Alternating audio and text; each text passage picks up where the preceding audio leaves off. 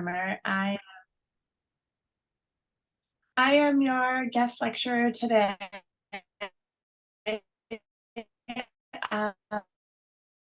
Ready to please turn off the mic, and if possible, we would love to see all of your lovely faces briefly and do an introduction in the chat room so we can kind of get to know each other. We're doing it via chat so we can be mindful of everyone's time and make sure that we cover all the material today. So could you just state your name, where you're from, and we'll go from there.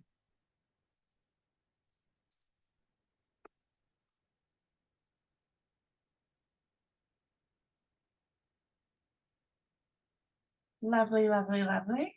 So if everyone is adding their info, I just wanted to go ahead and introduce myself. As I mentioned earlier, my name is Dena Brummer. I kind of tell people I'm a jack of all trades. I'm a storyteller, I'm a chef, I'm a food systems educator, I'm a master gardener, food preserver, but at the end of the day, my life's work is centered around showing people how to grow food, cook food in a way that's meaningful for their health and environment. So I not only am an agroecology teacher for MESA, but I also teach a food communications course at USC, and I also run a teaching garden at a cancer facility here in Southern California called the Garden of Hope. So I truly do a little bit of everything. I tell everybody I'm the luckiest girl in the world because I get to start my day outside in the soil and in the sunshine. So thank you everybody for coming. So my journey with food forests started actually during the pandemic.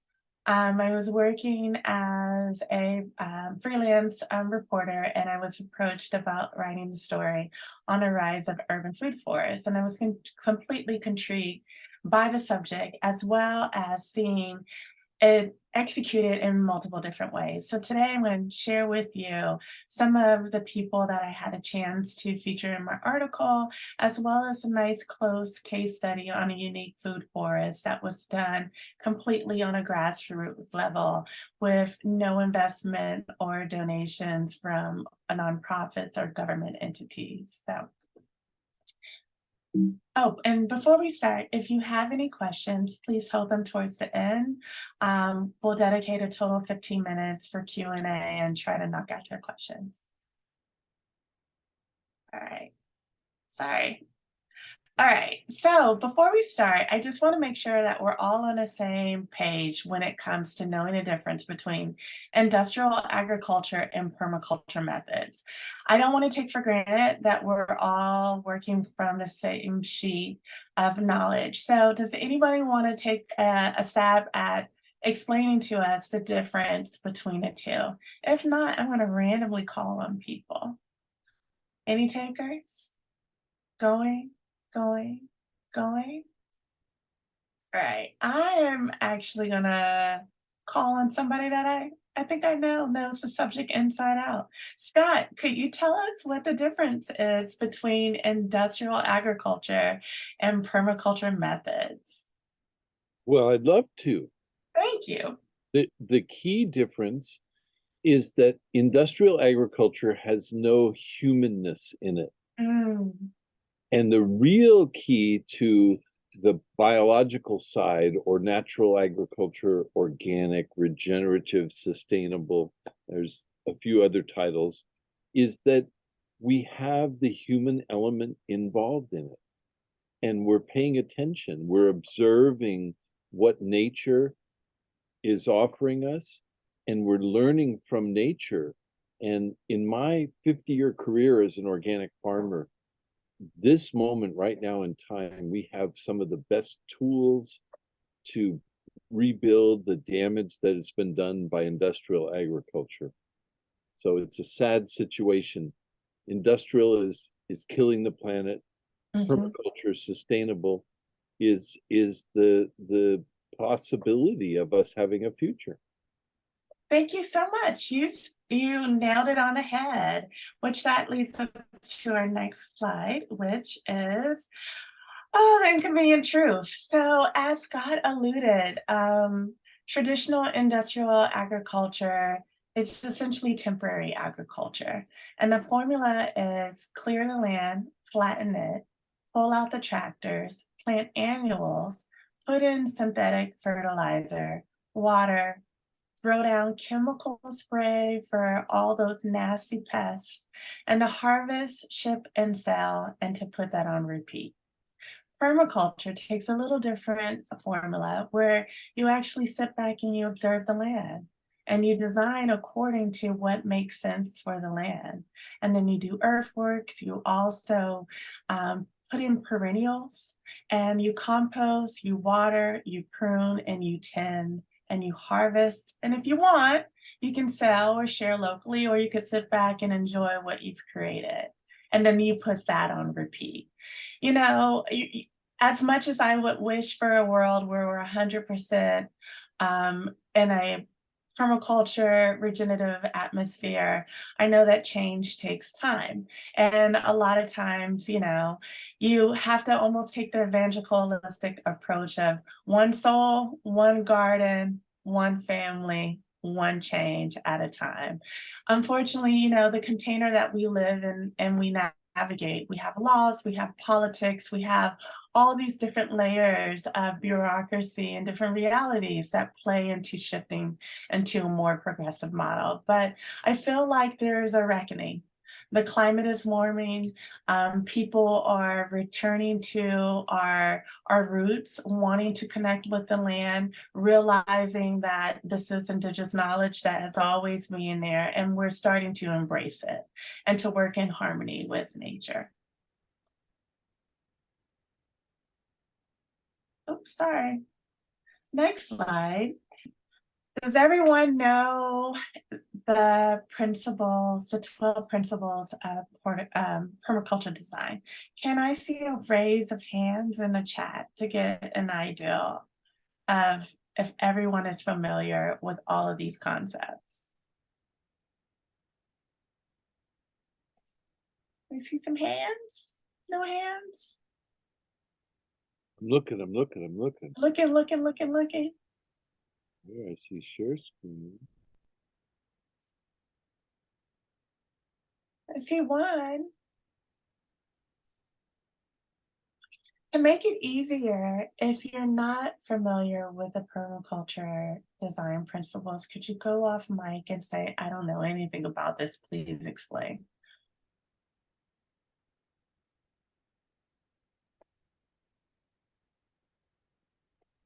Everybody familiar? Okay.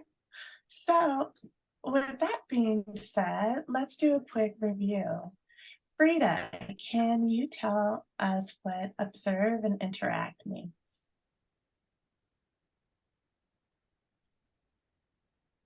I will take it literally. It's literally, like, it's not rocket science. It is literally what it is. So, but take a stab. It's just sort of like what some people say, like their favorite part of growing, which is getting your hands dirty, you know, spending time in the garden and seeing how things work.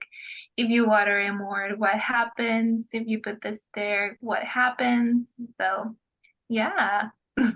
Exactly. It's basically form and function. What makes sense for the land that you were growing on? As much as you might want to grow tomatoes, you might have several canopies or trees that won't allow the sunlight in to get the 4 or 5 hours of sunshine that your tomatoes might need, or you might need to consider a different part of the property. So observe and interact means carving out time to observe the slope of the land, the wind, the direction of the sun when it rises and sets, becoming more acclimated about what makes sense to grow there instead of coming in with your draconian plan in terms of how you want to do it. Paul, do you want to take a stab on catch and store energy for us?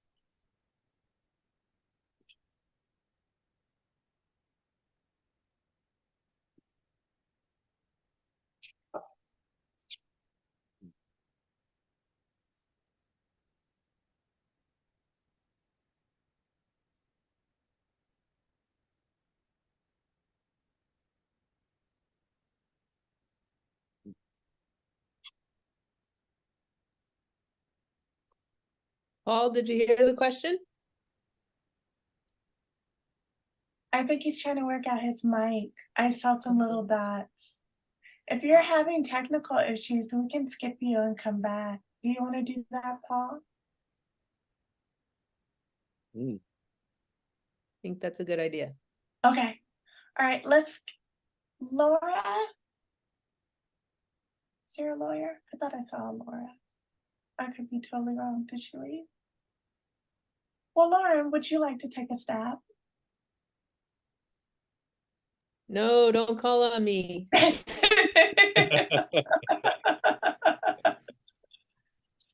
Okay, no worries. What about Samuel?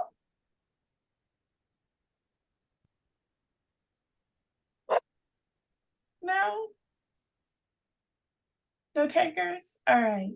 I'll just go ahead and I'll address that one. So catch and store means finding out what's abundant in terms of energy. If you're able to capture rainwater, figuring out where to put containers to capture it, and where can that energy be shifted and used in a meaningful way. It's incorporating that into your design for your space. The next one is obtain a yield. Katia, would you like to explain that one?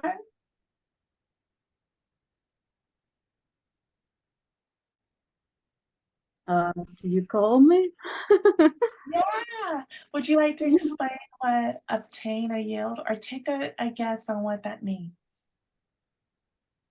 Well, for me, it's a very complex principles. I mean, it's like everything is like related, but when it comes to explain each one, it's like I can't separate them.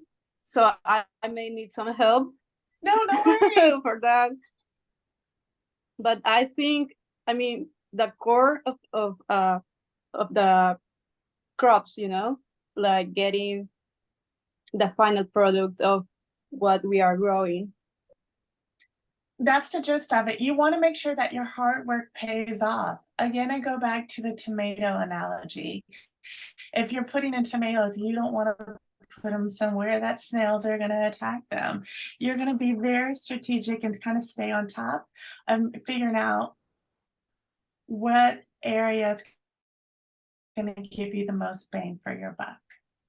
The next principle is my favorite. It's apply self-regulation and accept feedback. I feel like we tend to be stubborn in this category. When you plant something and it doesn't come out your way, it's so easy to get upset about the rabbits that are taking it out, or the snails, or the aphids, instead of realizing that you're getting feedback in that moment, and that it is an opportunity for you to self-regulate and also change. And even on a global level, for example, we're experiencing climate change, and it's easy for us to all complain about it, but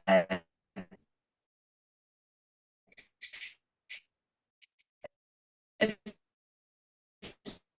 looking at our lives in a little piece direction. Does Sarah, would you like to take a stab at use and value renewable resources and services?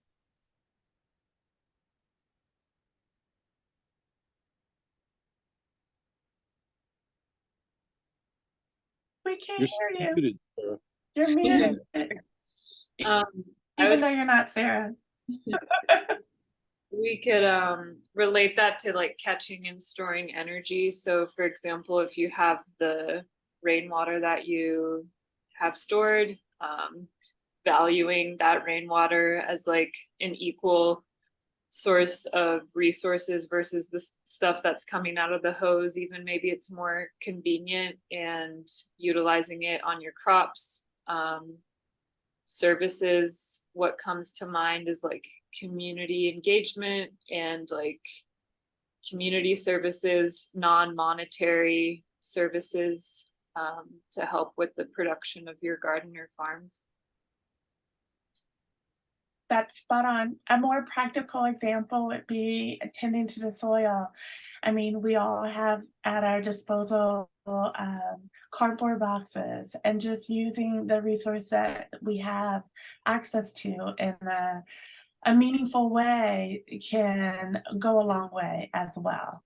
You know, a lot of times we want to shop or we want to acquire more, but we actually do have renewable resources or even services in terms of social capital that can be leveraged to help. That also kind of transitions into the next one of produce no waste, being very mindful, like closing the loop.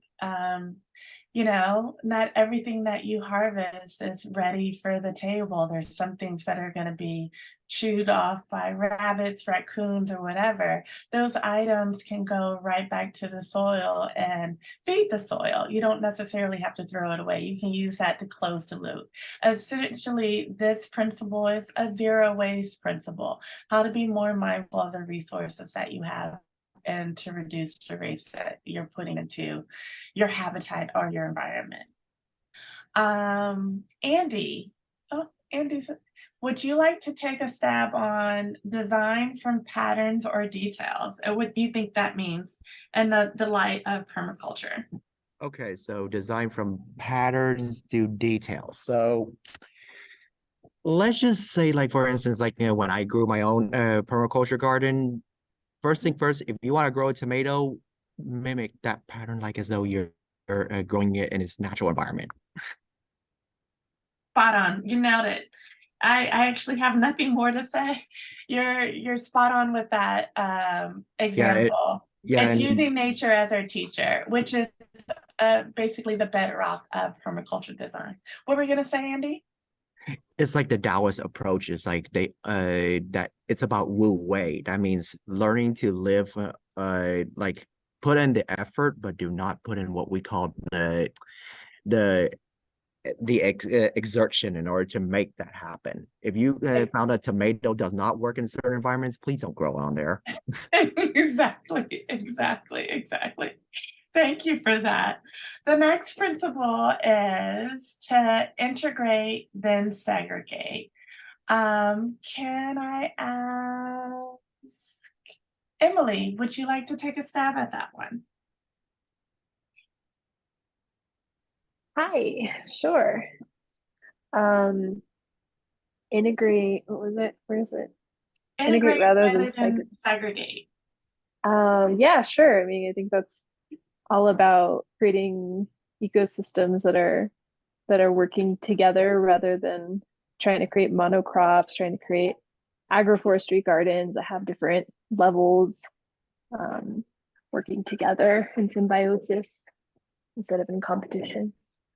You nailed it. Ideally, you're creating a community and you want symbiotic relationships. So, you know, a lot of times when people approach gardening and farming, they want to grow whatever is going to have a yield or what they want. But sometimes you have to honor what the land can produce and what makes sense for that land, and creating this beautiful, diverse network of plants that are working in harmony with each other. I don't want to butcher your name. I'm going to take a stab at it, but please correct me if I say it wrong. Meheret Hali, do you want to take a stab at use small and slow solutions? You actually said it correct. Yeah. Okay. That's a first for me. Pardon the noise. I'm on the train, so I could. No worries. This in chat if needed. But from what I take from that is similar to the observe and interact, where you're not reactive to what you see in order to get what you want, but you're working with the land and your environment. So you move at pace and flow with what's around you. So you start small and work with that, and then make the changes slowly as it comes, as it's needed. I love that. Yeah, slow and steady wins the race. Have you ever started a new hobby and you get super excited about it, and you go out and you buy a bunch of books and a bunch of equipment and you're super gung-ho, and then you get started and then you realize that you didn't need any of that stuff? principles can be applied to people as well, because they're part of your social capital network. So you could give an example that focuses on plants or people. They're both actually very applicable to the setting. Well, one of the things I work with in terms of diversity is that I'm not a farmer, I'm a garden educator. And my philosophy is that there's more than one way to farm, garden, or produce plants or vegetables or whatever you're doing. But I think one of the things we need to take into consideration is that we should learn from other cultures, not just one particular culture. People from different backgrounds of the world, people of color, have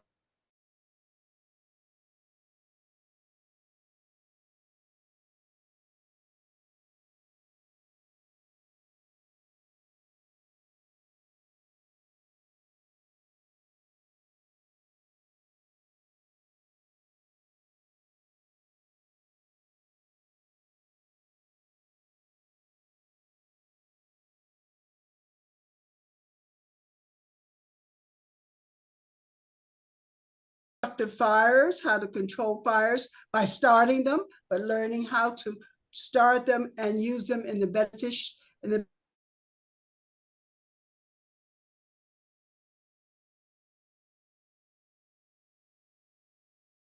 rivers and our lakes and so forth. So we have to open up our minds and our hearts to the culture, people who have been doing this for millenniums. And for that beautiful share, and you're extremely right. Yeah, diversity doesn't always just focus on the realm of plants. It's also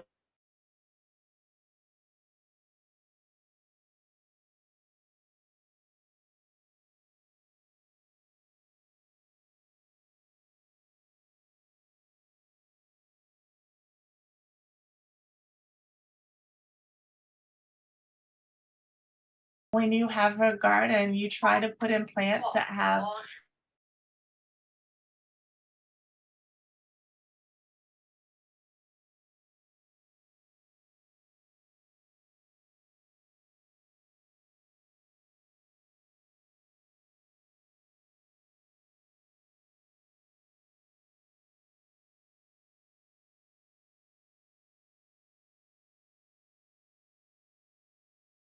about edges is that they're the gift of the universe to us farmers. There are little spots around your property that you can put in different things to increase the biodiversity.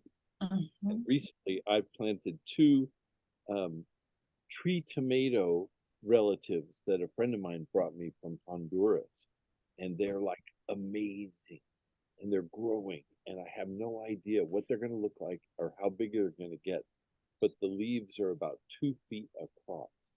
wow. So I have two of them, and they're on the edge where they can't cause too much trouble, but where they can benefit my garden as well. And the thing that we begin to understand is that biodiversity really means we have a lot of things going on rather than just one thing going on, like in a monoculture. And there's a lot of benefits from the biodiversity. So part of it is the soil and how the soil is contributing, and the environment and how that's contributing. And then also the ways that we improve our soil, our environment. For example, we want the bacteria that we put to a farm that make atmospheric nitrogen readily available to a crop, and we don't need to fertilize. So amazing things can happen. Thank you. Oh, thank you so much for that.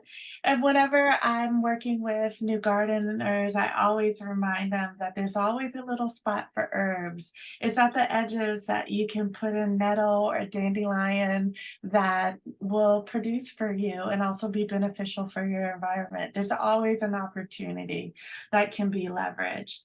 The last one is creative use and respond to change. Just like our society constantly changing, nature is the same. And so you have to sit back and absorb the changes and use it as a launch pad for new opportunities, and respond creatively and adjust. That's the natural order of life.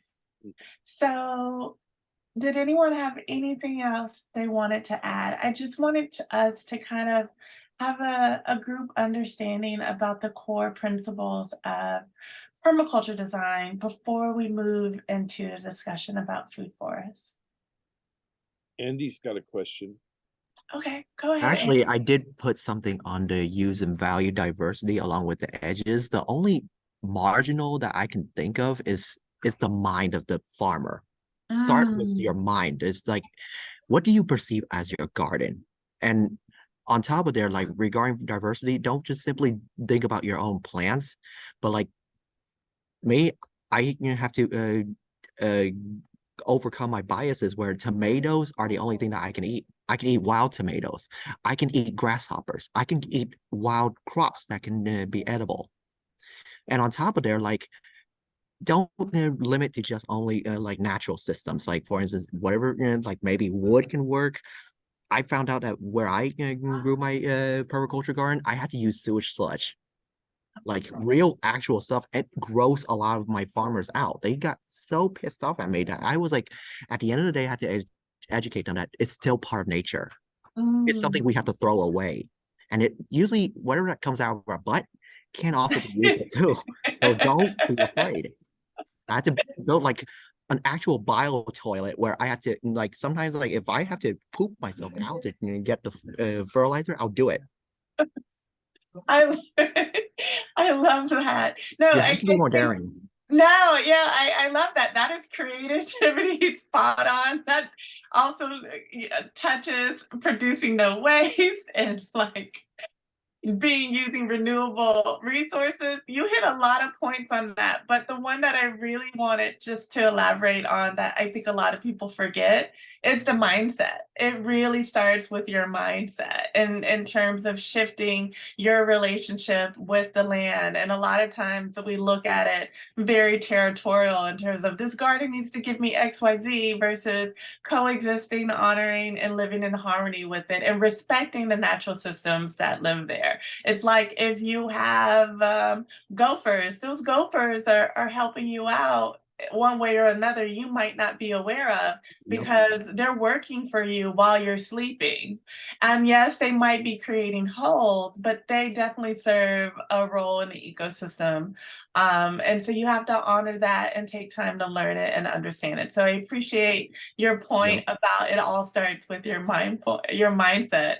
Any other comments from anybody? Well, I agree with Andy to a certain point, because it depends, I think you also have to look at the disease process too.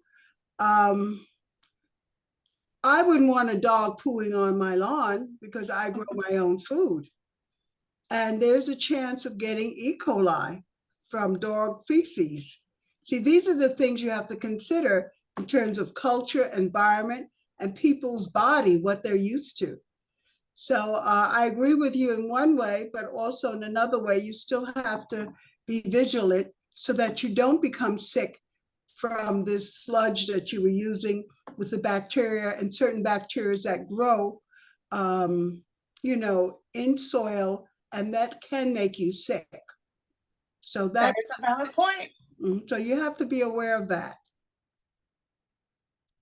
Any other thoughts or comments? I love this. I'm glad everybody is talking. All right, so I'm going to keep the show on the road. And sorry. So what is a food forest? How many of you are familiar with the concept of food forest, of food agroecology? Raise your hands or just give me a physical wave or yay. All right, for those of you that are not, let's just start with the notion that Mother Nature knows best. I mean, how many times have you heard from your own mothers that mothers know best? Well, Mother Nature knows best because she has been in the business of creating natural habitats long before man and has done it without pesticides, weeding, spraying. And so agroecology, forest agroecology, food forests, and even permaculture, we lean to follow Mother Nature's lead. And essentially a food forest is basically like a forest garden that is diverse with plantings, that is mimicking the natural ecosystem that's found in nature. And so I'm going to show you really quick a couple slides just to tell you that, as we all know, this is not new. When settlers and colonists first arrived to the Americas, they had no clue that they were looking at a very managed ecosystem and that many of the forests that were in front of them were food forests. They were natural habitats that were feeding nations of Native Americans or indigenous people. So that is just a glimpse. As you know, like in California, we're on Shamus land, and that there's been food forests in existence for over 10K years that are actively being, to this day, managed and cared by the people, and there's this transfer of knowledge. You know, it goes back to the point that Andy made, that everything starts with mindset. You don't know what you don't know. And when you do look at a natural setting, it's easy to say, you know, trees, weeds, and not acknowledge that there's a whole ecosystem that's working together in a magical way. Another example of a food forest is a 4,000 old date palm forest that is found in Morocco. It has been feeding over 800 people since it was established, and it's still in existence to this day. So a real quick primer on food forests is that they're a beautiful layer of a series of layers to them. The first layer of a food forest is called the canopy. That's where you have large fruit trees and nut trees that provide the shading for the other layers. Then you have lower tree layers, which include dwarf fruit trees, a shrub layer, which has berry bushes and useful shrubs. And then the fourth layer can be a mixture of flowers, herbs, and vegetables.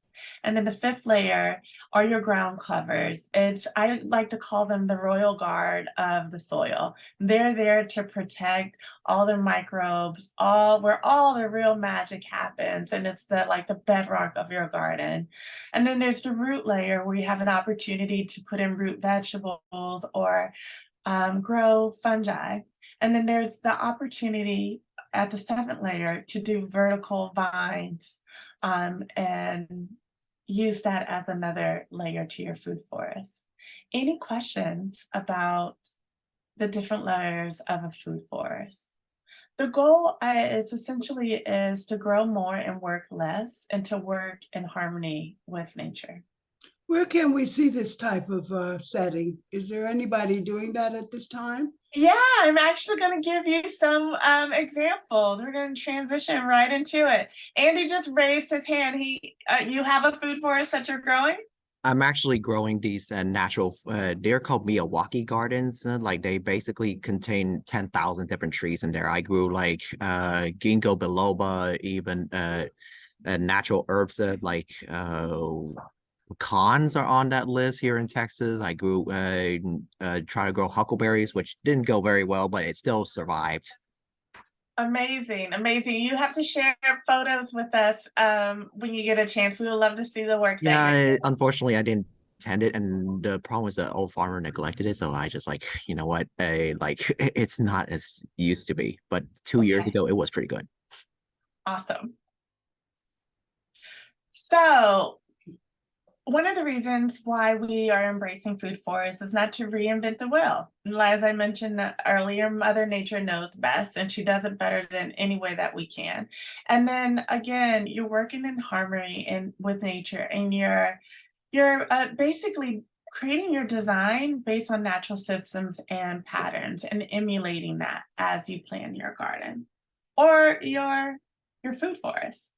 So the benefits of having a food forest are high productivity. And I want to just drive into this a little bit more. Biodiversity ensures a continuous food supply. You know, most people go to Home Depot or local nurseries and they buy annuals. Well, when you establish a food forest, you're mainly focusing on putting perennials, plants that do not have to be removed. So they have an opportunity to go dormant, shed their leaves, add to the natural ecosystem, and then do their natural cycle of life.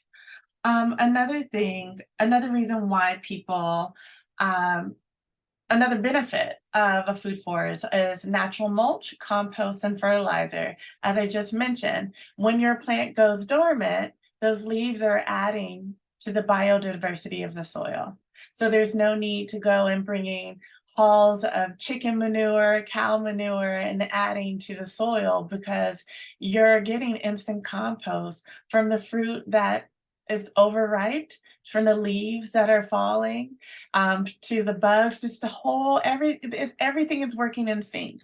Another benefit is natural pest control. You don't have to worry about pests. You're not obsessing about the aphids that are attacking your tomatoes. Everything is working in sync and also on your behalf as well. Another thing is resiliency through biodiversity. There is strength in numbers in the sense of you're not monocropping. You have a full diversity of perennials that should be performing and producing fruit all through the year, depending on where you're growing and how you're growing. And again, easy soil repair. You get to chop and drop. There's no raking, there's no tending. You know, you prune those trees, everything adds right back into the natural system. Any questions about the benefits? All right. Wait a minute. I'm just thinking, how would that work in my garden? Because I'm now preparing my garden for the for the winter. Okay. And cutting back on the summer crops and weeding things and pulling them. For example, like I have a plant that I grow, it's called Nigella, or Love in the Mist is a common name for it. Well, it's a beautiful flower, but then when the flower is gone, it has these seeds and I have to collect them. Yeah. So, and also I have to pick up the debris from my other trees, such as my sage bushes and my other bushes that, you know, the leaves die. Mm-hmm. Yeah, so I'm just wondering how that would work with me if I was to leave all that to go and not clean it up or harvest. How would that work? You know, a lot has to depend on the design of your garden. The garden that I'm going to do a case study on, they have a chop and drop model where they do chop, but they do break up everything and they put it into a corner in their garden where they have a bunch of banana trees. And members of the communities brings in their compost, they add soil, and they just let everything naturally break down. That becomes this very low maintenance compost area that they're able throughout the year to pull soil from. So chop and drop isn't always literally just leave it there. It could be just raking it over to an area in your garden and starting an unofficial decomposing area for all of that stuff to break down for you and to possibly be used for formal composting or informal composting. Now, would this product be in a container or is just open out in the air? Again, it depends on your garden. So the one that I mentioned, theirs is out open in the air. They have some straw on top of it to provide the shade. And as I mentioned, they're growing it by banana trees. So there's all this foliage and leaves throughout the year that provides a nice shady area for the stuff to decompose and break down. So if you want to keep your garden kind of tidy, you can put it in a bucket, you can put it in a bin, or you could dig a hole and just let the stuff break down. I always say form and function is crucial to any advice. Yeah, You well, have to do what works for your garden. I think I need to see some of those type of gardens you're talking about. Because Okay. it's getting kind of hard for me to keep turning to compost. My back is giving out now. Okay. You definitely need to dig that hole. I see someone with their hand up. Paul, you had a question?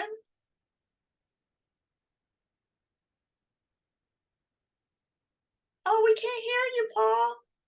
And let me turn on a light. Okay. Paul, we can't hear you. Did you have a question? Do you want to put it in the chat because we can't hear you?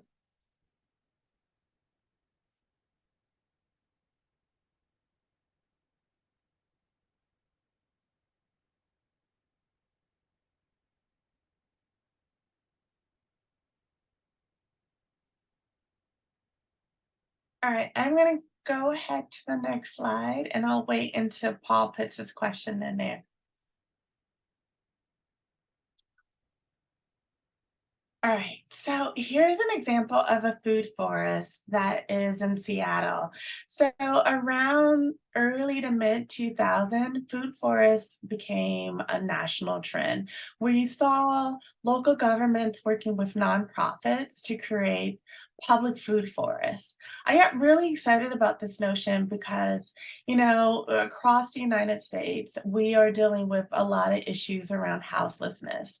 And a lot of organized community gardens have social barriers, whether it's dues or if it's heavily regulated with, you know, meetings and requirements. And so there are very few inclusive places that are open to the public where people are able to harvest food. There's tons of parks with turf, astroturf, and like just open land, but there are very few edible gardens for people to actually get food. So one of the first ones to actually be built in the United States was this Beacon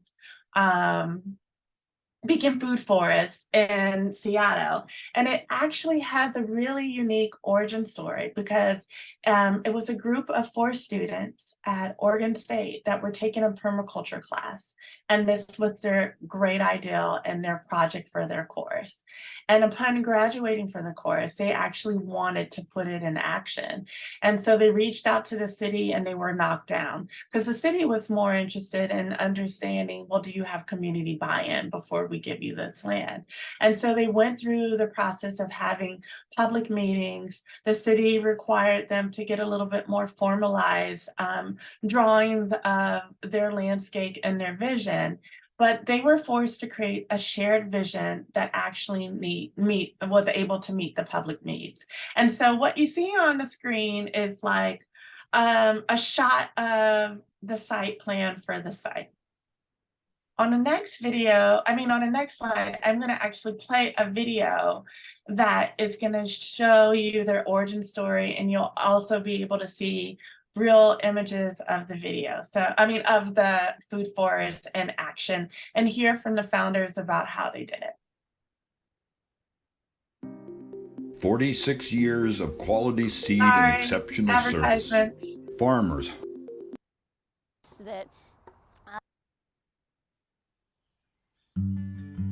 Can everybody hear it? Okay. I'm Glenn Hurley. I'm a co-founder of this project, the Beacon Food Forest. And we'll talk a little bit about forming the project, starting from basically a concept and an idea from a class that we were in, PDC, and then taking it to the community and taking it to the landowners and materializing the whole thing. So after we passed our class, which was really tough, it was really tough to pass. Marisha is a really hard teacher. And we decided that we should really put it by the community and see what people think about this idea of food forestry in a public land scenario. And we randomly rented a place right here in Jefferson Park and had an open house, showed our design ideas and talked about what food forestry was and got input, because really you can't do this by yourself. Really, you have to have community. Community is the only way to work in a public space area. Hello, my name is Elise Evans, and I am a longtime volunteer here at the Beacon Food Forest. I adore this place. It's one of my third places, if you will. And I came to the first work party in September 2012, and I've been coming to almost every work party since then, because I came originally thinking I would learn something about sheet mulching or about planting things, but then I stayed because I saw what we were really building here in Seattle on public land, and I made some friends. And in that way, the earth care is sustainable here at the Beacon Food Forest because we're caring for the people. We make sure people are fed and noticed and cared for, and that's really important. Yeah, and I'm also on the board, and so I do a lot of administration behind the scenes and make sure that we communicate with the city, with Seattle Public Utilities, with Department of Neighborhoods, and the City of Seattle is a wonderful advocate and partner with us, making sure that we have some matching grant funds and that we can steward this space of public land.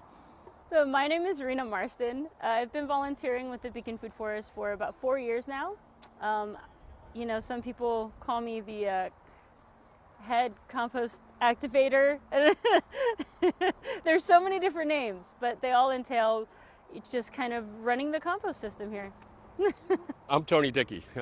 I've been involved here since March 2018, and I have also run a permaculture farm over in West Seattle called the Yin Yang Hive Organics Farm. And, you know, so I have a lot of cross interest here. I mean, I learned a lot here. And I just became involved by becoming part of the education team and site dev.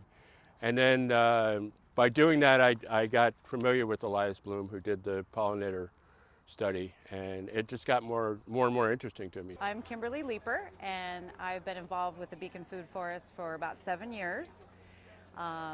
Taking this, it's just interesting to think back to when it was just all grass and the piles of cardboard and all the wood chips and all the people that were brand new to gardening. So it really inspired me because from the beginning education was a key thing here, and I wanted to help people gain as many skills as they could so they could take this back to their homes and their communities.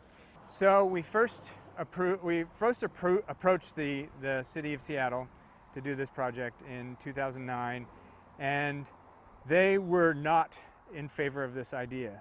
First of all, we were 4 people, and we had a design already made, and that was not what they were looking for. What they're looking for was approval from the community, and that the community has had input into the design of it all, so that everybody had an opportunity to have a say, and which is a very fair thing, which is great. And we're working on public land, so everybody should have an opportunity to say something about it. However, they weren't, you know, they wanted to see a more professional design than we had proposed, which required us hiring a design consultant and going through a design process, which we did later on. We also had to, there was different things there because of the complexity of working with the Seattle Public Utilities, and this is also, they're leasing land to the Seattle Parks Department. The Parks Department wanted to have a say in it, and it got kind of mixed up, like everybody wanted to have a say. So we were working with multiple municipalities, and it was not easy for us. And at some points we had to go to our city council, and we had to prove the benefits, and we had to talk about, you know, build their confidence in our abilities to maintain.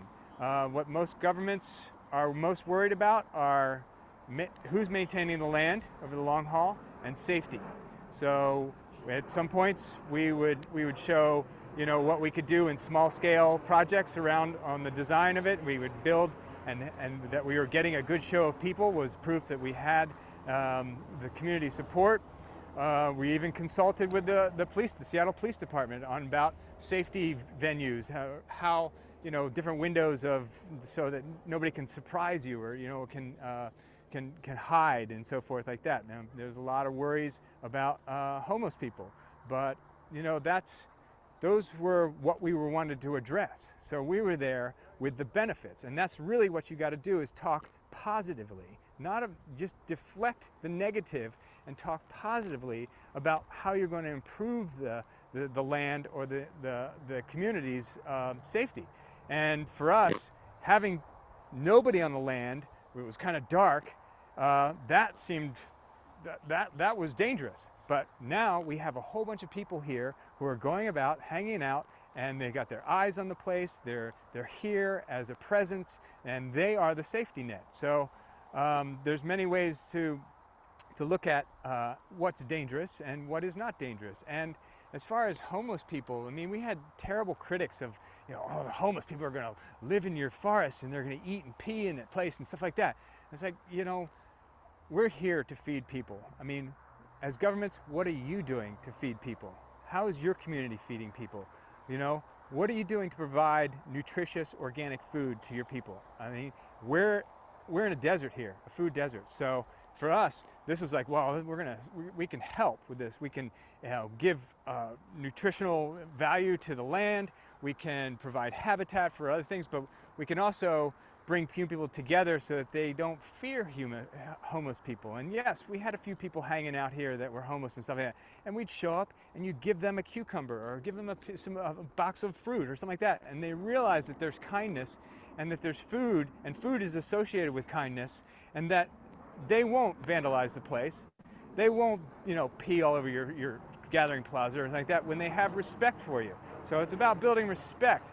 And we find we don't have this problem now anymore because there's a lot of respect for this place, providing free, unconditionally gifted food that people can use. Wanted to say that this space, the Beacon Food Forest, began that I wanted to highlight. It is another quasi-government, non-profit collaboration. This one is the Browns Mill Urban Food Forest, and it is located in Atlanta, Georgia.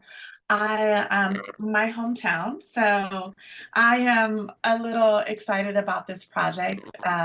It is brand new. It is about 4 miles from the Atlanta center, and what they did was take abandoned residential property. So this food forest is dead smack in a residential area. It isn't gated, people can walk in, and it's pretty extensive. They actually combined several abandoned plots to make it happen. There were already fruit trees and perennials on the property, and they honored them.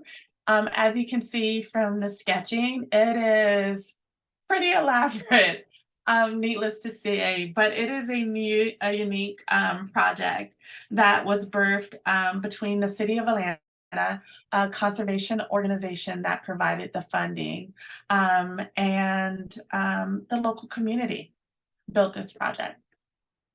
Any questions before I go on? What do you do in the winter? What is the South like in the winter? It's kind of rainy and a little chilly, isn't it now? Yeah, it is. They actually experience a lot of storms. All the full seasons, correct.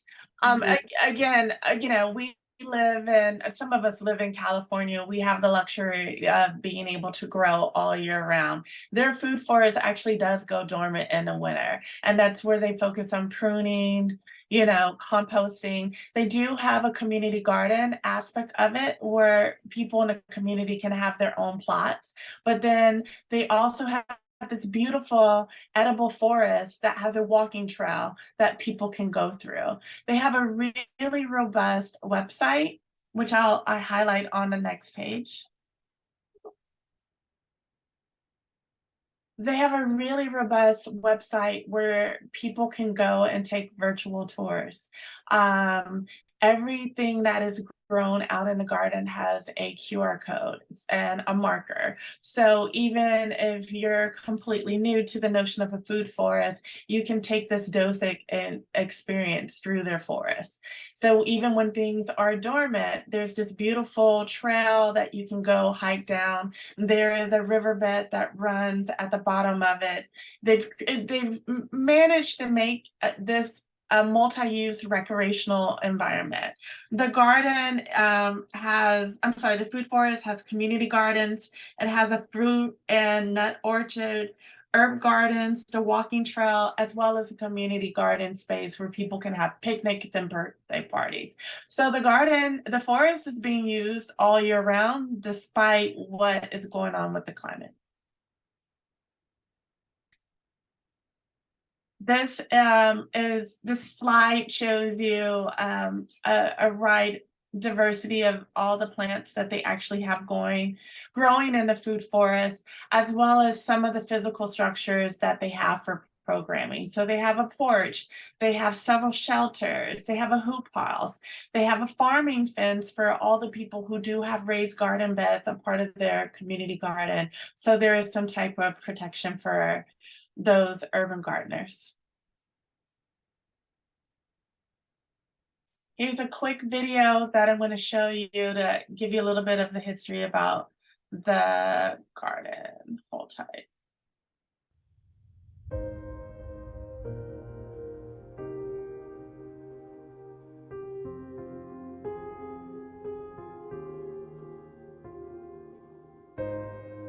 Just 4 miles from downtown Atlanta, volunteers are braving 90-degree temperatures, turning this one-time family farm into what many agree will not only be a luxury, but a necessity.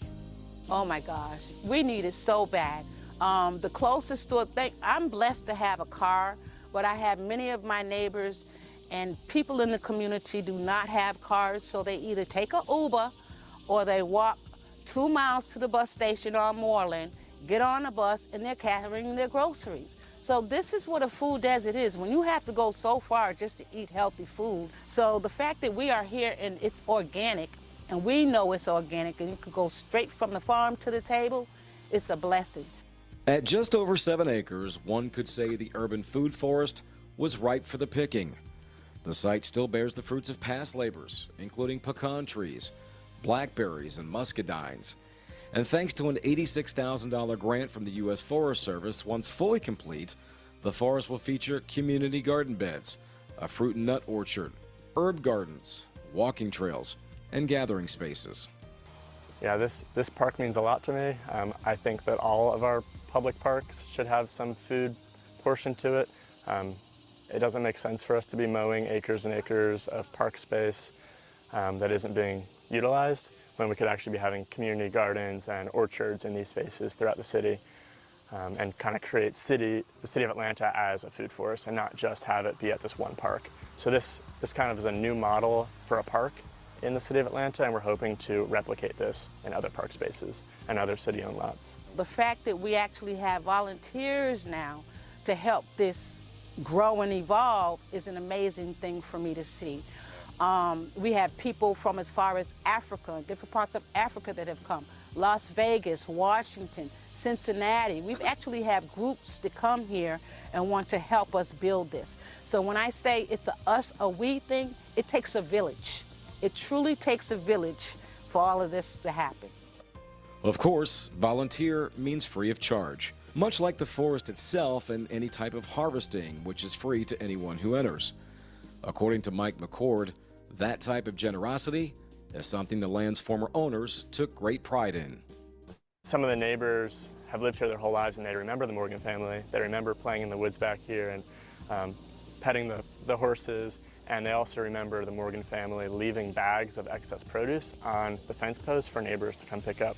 So there's a history of food abundance on this site that we are kind of continuing that legacy here with making it a public food forest. Right now the project is still young, so all of the hundreds of fruit trees we've planted are still not bearing fruit yet. But in 3 to 5 years, we'll be producing tons of fruit that'll be free for the public to come and harvest. we'll have regularly scheduled harvest days for people to come and participate. And then we have our community garden here where we grow annual vegetables. And if you come to the site for a tour or to volunteer, you'll be able to go home with some veggies.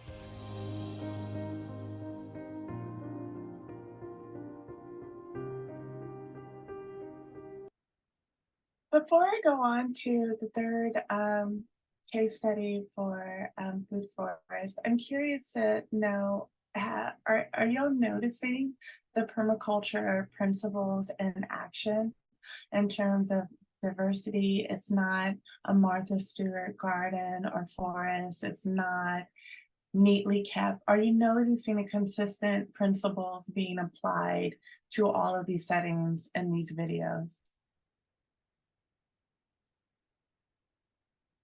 Nobody is saying anything? Oh, okay. Can I get a head nod? Okay. Yes, yes. Okay, thank you. Abundance. Abundance, Over diversity. perfection.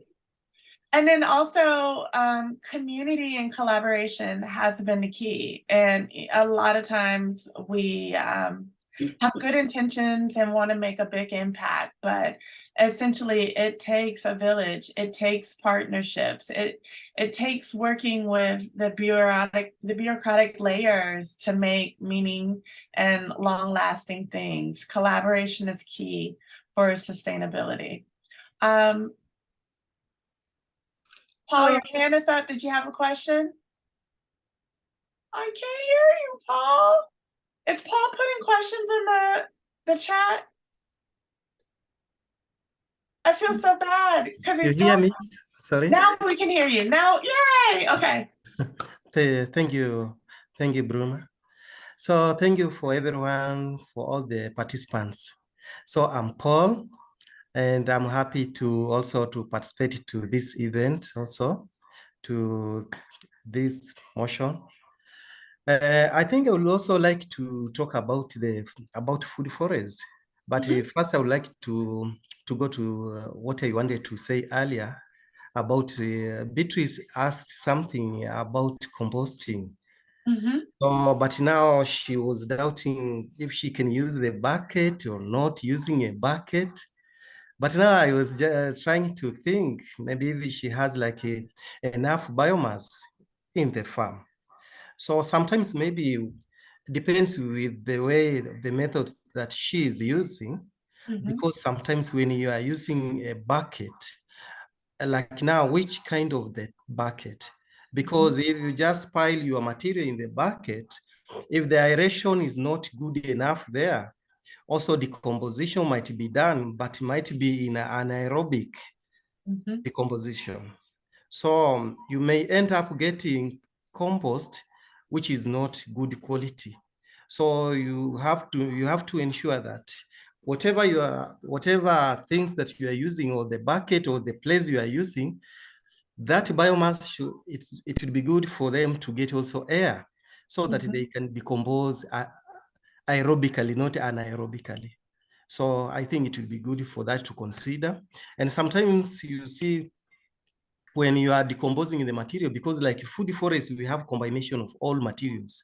We have green materials, we have dry materials, so the mature and immature. So we have those materials which can provide the diversity. Yeah, exactly. So carbon, and also we have nitrogen. So when you put all those materials together, I think you are going to get enough nutrients that you need: nitrogen, carbon, micro and macro and micronutrients. And also I was going to that part of still food forest. In Kenya, I've been working with one of the organizations.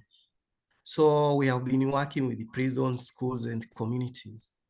So when we go to work together to come up with the permaculture, so that we come up with the food forest, so we include the community together. So this is something we need, as we said, it's like a mind setup. So we inform the community in advance. So we plan together in advance, so that by the time we go to start together, so the parents, schools, and the community, they come together. So we work together, we eat together, we do everything together. So we make that we call food forest. We plant everything, fruits, trees, cover crops, every kind of crops. And also we consider the way we can also get water, sink water, and ensure that the garden has enough water, so that when it comes up by after planting, after some time, when someone visits there, then he can really see that this is a food forest, fully covered, and everything is there. Food forest should be something like a supermarket or a store, whereby when you go there, you get everything is there. You get fruits is there. When you go there, you get tomatoes, you get onions. Everything is there. Good environment for you. Yeah, that's what I wanted to add. Thank you. Thank you so much. Thank you so much. It's a great transition to my last case study. I'm going to skip over one because it's a video, and I'm going to jump straight into the last one, which is parallel to what you touched on in terms of being a community-based effort. So let me go through the slides. We're going to skip over this one. I will share the link to this video. This is a food forest in Mexico City that it's pretty amazing. You should definitely watch the video when you get a chance. But today, I wanted to focus on the Aquaba Food Forest. It is based in Altadena, California, which is right outside of Los Angeles. It was started in the height of the pandemic, and it was 100% a community-based effort. A guy decided to give his backyard to the community. They don't have to worry about water, access. His entire yard is this Garden of Eden that the community can participate in. If you look at the picture on the screen towards the left, that is an example of the Swiss chard that is growing in their garden. The soil is so rich that it is literally taking up half of a 6-year-old child. One leaf. That one leaf is a whole bowl of food for someone to eat. The picture on the right is from the early days of when the project was started. But let me give you a little bit of background on the project. So it was started out of the desire of creating this knowledge sharing project for the community that would be a sustainable project where people that live in the local San Gabriel Valley didn't have to pay membership dues, didn't have to go through any official training, and that they could have access to. As I mentioned, this gentleman gave up his backyard, and so the way that the garden was structured was as a training ground. But before anything went into the ground, every volunteer got a lesson on it and actually participated in it. Everything from tearing out the ground and putting down the mulch and the cardboard to establish the new soil and the new grounds for the food forest, they played a role in.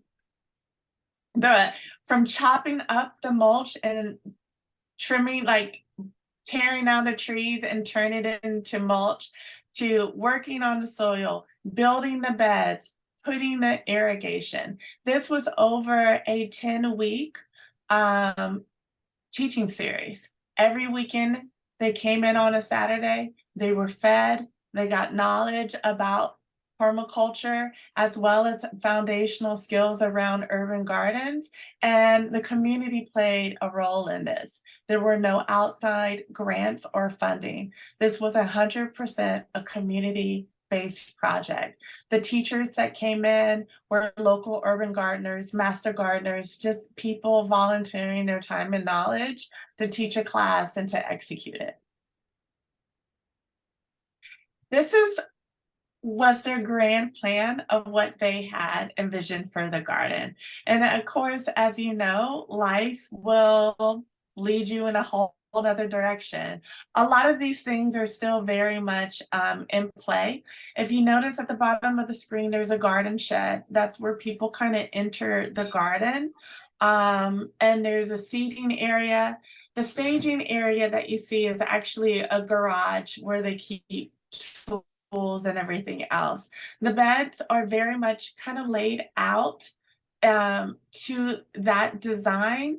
However, they're mimicking nature. They're not straight lines that are going horizontally. They're curved, they're round, they're circular, they're different shapes honoring the natural contour of the land. They have a hot compost area that they move stuff over from. If you notice to the right of the screen, I mentioned the banana pit. That is their mulch pit. That's where they do their chop and chop, where they take all their dry stuff. This area has been converted also into a wet area as well, where people are putting their compost stuff, their trimmings that they bring in from their house. They dig a hole, put it in the earth, let it decompose, and then they get it.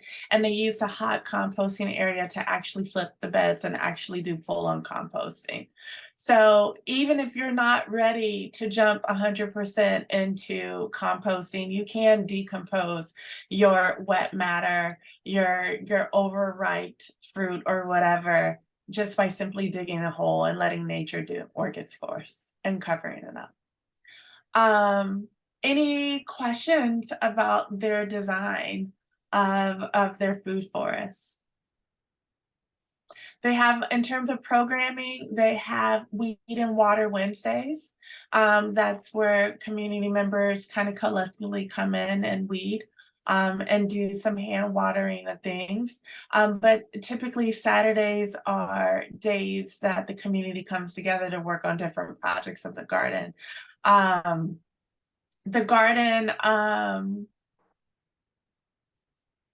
was not without their struggles. Some of the things I wanted to highlight. Oh, there's more photos.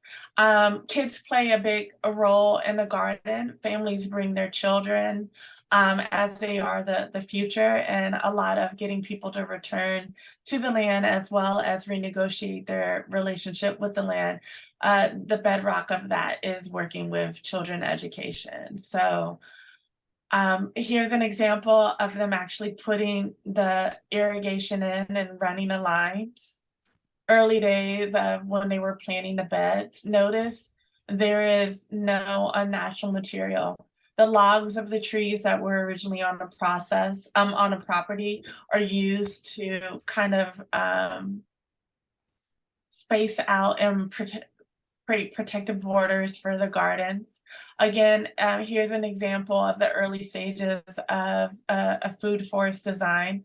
Notice the tree in the center and the smaller herbs and plants that are being planted around it. Here's an early example of the garden. As I mentioned earlier, the beds are not all linear. Here's one that is triangle. Notice how they were creative with using what they have at every level to create this garden. Any questions before I go on? Were they, how did they get started? Did they have a grant or something? No grant. They started with a GoFundMe, and then it was 100% people using their social capital to execute it. The water is provided by the owner who gave up the land for the garden. All the knowledge share, it was just community members, master gardeners, professional gardeners coming in to lend their expertise. Every plant that is in there either was donated from a local nursery or someone donating out of their pockets to execute it. So it is 100% not funded by any grants or initiative. This is a community-based project from start to finish. Any other questions? I hope it inspires you. I've showed you 3 different ways to execute a food forest. I maybe on another day we can talk about personal food forests, because I do have case studies on individuals who turned their entire backyards into edible Garden of Edens for themselves, but that's a whole nother lesson. But before we close out, I wanted to emphasize that the mission of this garden is 100% food sovereignty, making food equitable and accessible to people. The gate is open. No one monitors who can come in and out. You can volunteer. There's no formal structure of training. They take you as you are type of garden. So some of the realities of having a food forest, I don't want to over glamorize it because it does require work.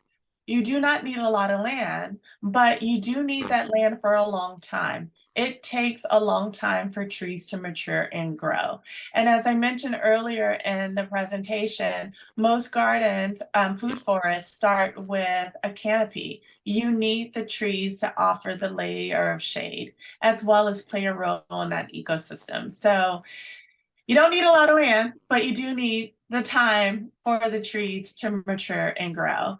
Also, I don't want to say that food forests do not require weeding. In the beginning stages, especially in these photos that you're seeing to the left, when it's very early on, it does require some weeding because you don't want some invasive weed plants to choke out the perennials that you are putting in the ground. So in the beginning, there is a lot of mulching, there is a lot of weeding and tending to the land. And then finally, you know, once your trees are mature, there needs to be an investment in terms of time and effort around pruning those trees and keeping the fruit within reach.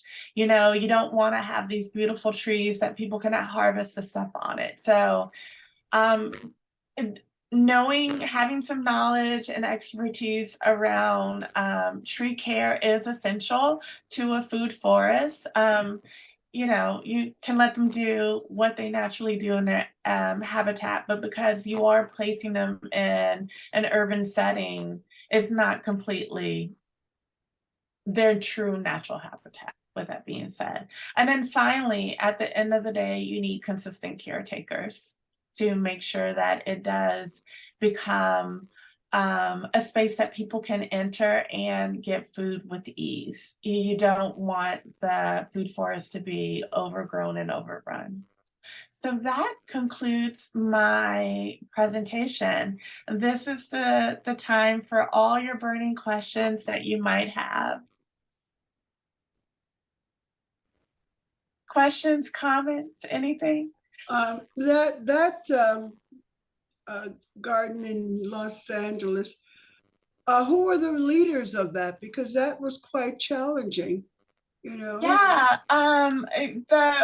the leader of the garden is the owner of the property who gave up his land, but the main coordinator is actually a urban garden. Well, he's not even an urban gardener, he's a farmer who lives in Ojai.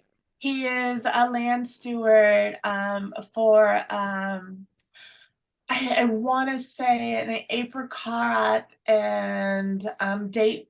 I think it's an apricot farm, and he splits his time. He lives in Ojai, and then he comes down to Altadena, Pasadena several times out of the mud to be a steward of this land as well, because it is a passion project for him.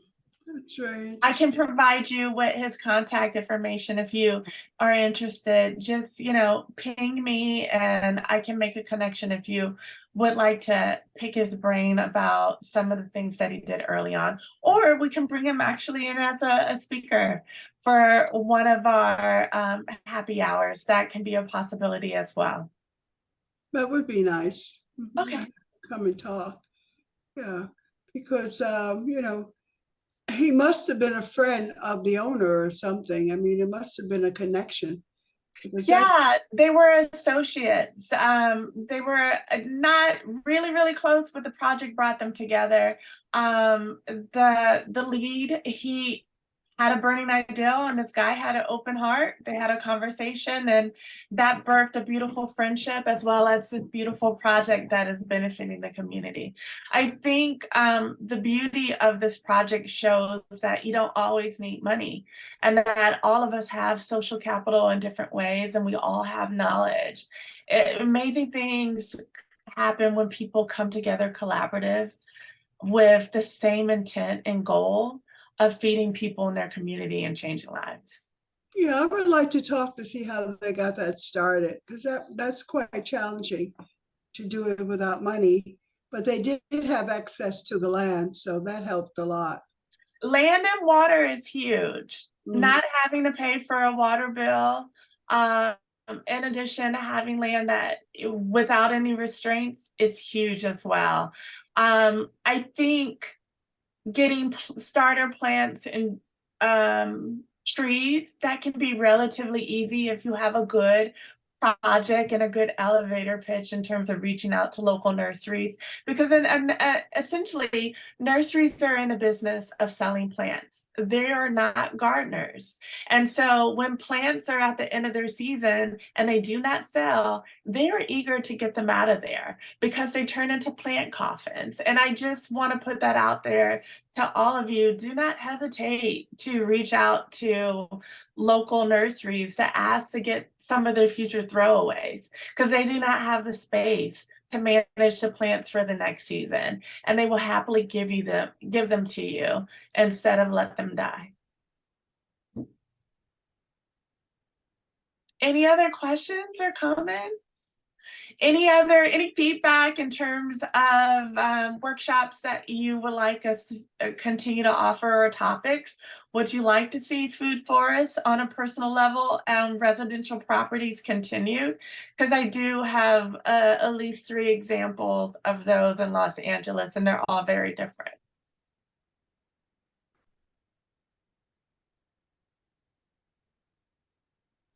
Do you have people of color doing this as well? You have an example? All of these people are people of color.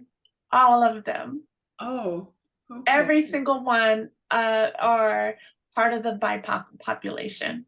I would love to have the speakers come from the last one, the one in Los Angeles.